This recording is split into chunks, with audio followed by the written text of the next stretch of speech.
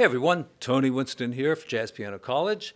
Going to explore an interesting concept today. I'm going to try to make a connection between Art Tatum and negative harmony. Okay, I know this is going to be tough, but hang with me here. A few concepts I have to explain, box voicings. These are rootless voicings that you're probably familiar with. Stuff that looks like this.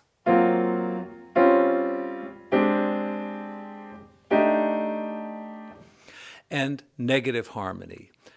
Negative harmony can be approached several different ways, and I'll explain a little bit of that when I get to it. All right, so down in the description there is a printout. It's just click on the link and it'll pop right up. No going to a website, and there's no charge. You can print it out or take a look at it.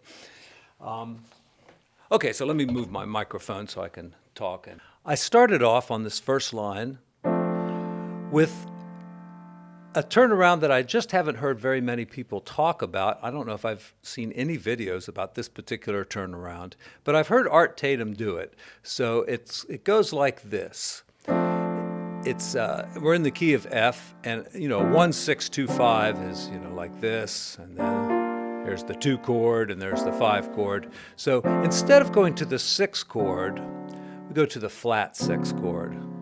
All right, and then that leads us to the next chord, G flat, and it could be a G flat dominant as well, but I think Art Tatum generally uses it as a G flat major 7th. Then it's on to C 7th. Now, if you were thinking of this as G flat dominant 7th, that is a tritone substitution for the C 7th. So you don't have any real dominant motion going on there. It's just really two versions of the same chord. So you could look at it as F, D flat, G flat 7, and a sub for G flat 7, or vice versa. G flat really is the sub, and C7 is the dominant chord. Now, I'm going to do just a little interesting tangent here. Beethoven and many classical composers use this thing called an augmented sixth, and that would simply be like a D flat and a B. Now you see D and B is a sixth, so if you say D flat and B, you have to still call it a sixth. If you said C sharp, it's a 7th, but if you say D flat, it's a 6th, and it's an augmented 6th. And it goes this way, and there's a couple versions of this. There's like the French, the German, the Italian. I get them all confused. It could be something like this, or just something like this maybe. And a good example of this is in Beethoven's first piano sonata, end of the first movement, where he's going.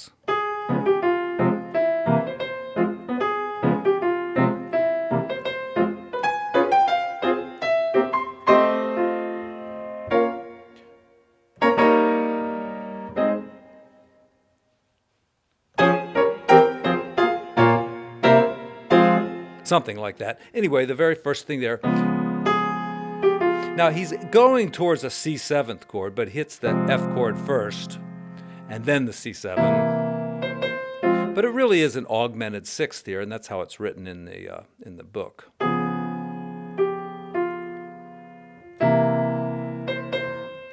Okay, so a little sideline there. Now, let's take a look at the first line here. We've got F 6th, and then I did write the D flat 7th as an augmented 6th there. That's why the B natural's there. Jazz players would prefer to see that as a C flat, so it stacks up like a 7th chord, like this next one here, G flat major 7th, or this one, C dominant 7th. Okay, and that's really the Art Tatum turnaround. I can't do it the way Art would do it, of course, but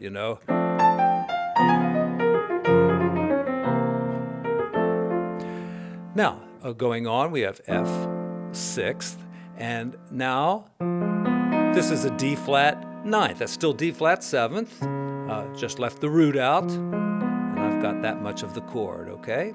And then G flat major 7th again, and here I've changed the C 7th to a C suspended 7th. Okay, that's legal. All right, next line now.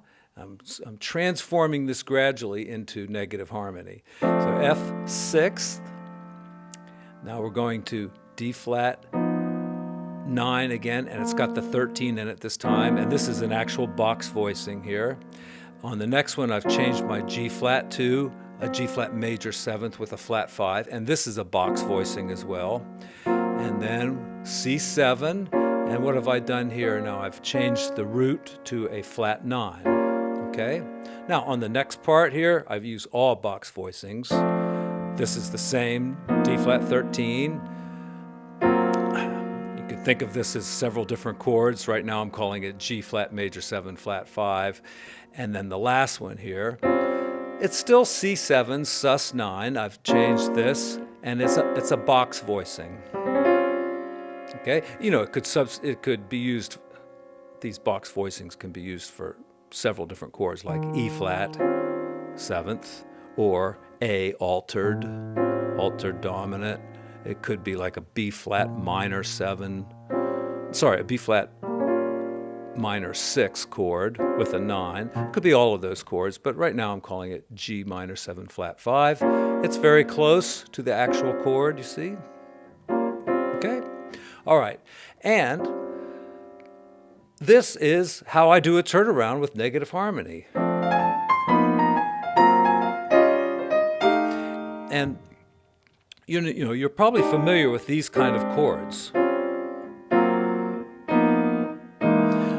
But in negative harmony, they move the other way, and I'll explain that in a minute. They just go backwards, like that, okay? So let's take a look at negative harmony now. This is on the next line. And before we get into this, let's just talk about what it is, actually. We're in the key of F. We're going to divide F right here, kind of at the midpoint, or at the 5th. And then every note that falls in this range between F and C is going to get reversed. Like F becomes C, C becomes F. F sharp becomes B, B becomes F sharp. G becomes B flat becomes G, and these two also switch right here, okay? Now up here, C and F, C becomes F, F becomes C. These two will switch. C sharp becomes E, E becomes C sharp, and these two will also switch. So if we look at a C7th chord, this is the dominant chord in the key of F, and we do this little switching thing, all right, this note will switch up to there, and this note would switch down to there. These actually just switch with each other, right, because G becomes B flat becomes G. So we have this chord. This is our dominant chord in negative harmony. Now, what is this chord? It looks like G minor 7 flat 5, but I think the original way of interpreting it was as a B flat minor 6 chord. And that is in traditional harmony, that's a 4 chord, a minor 4 chord that can move with not dominant motion, but subdominant motion, I guess you could call it. The 4 chord going to the 1 chord. And this is this is a common thing, in church. Amen. It's an amen. You can make it a minor. I mean, I know you've heard that progression a million times. And if you just add the 6th in, right? And it's very smooth because of the half-step motion here, right? So anyway, we're going to think about negative harmony as anytime we have a dominant 7th chord, we're going to change it to its negative harmony cousin. All right? So what is a 3-6-2-5-1? 3-6-2-5-1. In negative harmony, instead of 3, we're going to go this way, like that, and go 3-6-2-5-1, like that. 3-6-2-5-1. And of course, you could do a 1-6-2-5. And that's how I'm really analyzing it here today. So 1, the 6 in regular harmony is here, but in negative harmony would be the same distance this way. So 1-6-2-5-1. All right. And remember that all of these chords, except for my one chord, has got to be a minor sixth chord. Okay, because that's what it is in negative harmony. So I'm going to have A flat minor sixth. And see, that's there on the first line. Then, instead of going down a fifth, like in cycle of fifths, we're going to go down a fourth, because it's the opposite. This is the dark side. This is the alternate universe, the parallel alternate universe. Then we're going down to E flat minor sixth, and we're going to jump up a fifth. All right, cycle of fifths is normally down a fifth and up a fourth, so we're going up a fifth to B flat minor sixth. Okay, now let's transform a little bit, starting with F major seventh or F major sixth, and remember that an A flat minor sixth can also be called, if you move the F down here and look at it, it's an F minor 7 flat 5. And this is how I think of, when I'm doing a turnaround with negative harmony. I go from the one chord and then I just turn it into that same chord, a minor 7 flat 5. Okay, now moving in, let's see, I'm going to go down a fourth. I get C minor 7 flat 5, and then up a fifth to G minor 7 flat 5. Okay, now on to the next line, our one chord. This time, instead of F minor 7 flat 5, I'm going to use the box voicing or the rootless voicing. It actually has a root in it, so that's not totally correct to call it a rootless voicing, but it's a rootless voicing for other functions like D flat 9, 13, or G altered, or what else could it be? Let me think. A flat minor 6, 9. Yeah, A flat minor 6, 9. But right now we're just using it as F minor 7 flat 5, or thinking of it that way. And then we're going to do the same chord C and the same chord for G. Minor 7 flat 5. Okay, the only thing I'm going to do in the next part is just change the C minor 7 flat 5 from box 2 to box 1. It's just an inversion of the same chord. I took the C and the F and moved it up here. And now I have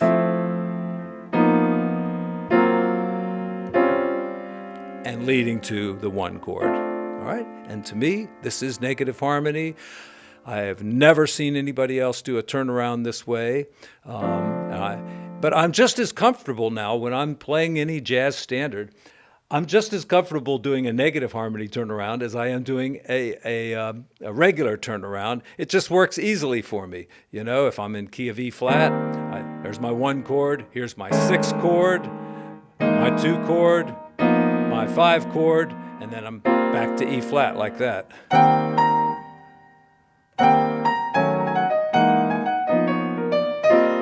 Right? And there's lots of good scale. I'm just doing blues scale right now, but there's lots of good scales that you could use in there, that complement those chords. I mean, this is kind of the last step, I guess. I didn't really say this, but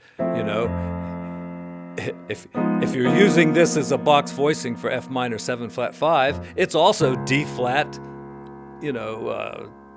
dominant chord, right? And then as you move to G flat, all right, the Art Tatum change, and I'm just simply flatting the 5 here, and then going to C like this. So I guess a negative harmony could be something like this. Or the Art Tatum turnaround.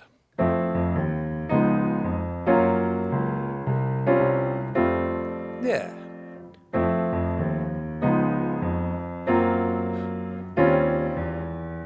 Yeah, nicely. Bass players.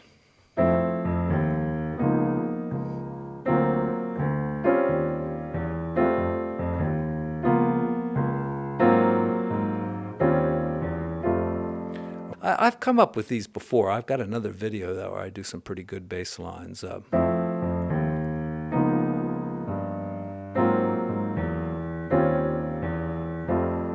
That one's okay. Let's see.